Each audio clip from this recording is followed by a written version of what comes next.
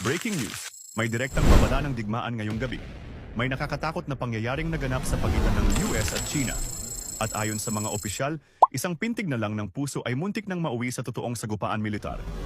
Naka-emergency alert ngayon ang South China Sea dahil muntik nang magpaputukan ang dalawang bansa. Kagabi, isang Chinese fighter jet ang biglang sumalpok pababa patungo sa isang US military plane at huminto lang ito ng ilang talampakan ang layo. Akala ng mga US pilots, simula na iyon ng isang pag-atake. Tinawag ito ng Pentagon bilang pinakamalapit na sandali sa digmaan ngayong taon. Agad na pumwesto ang mga barkong pandigma ng United States sa kanilang combat positions.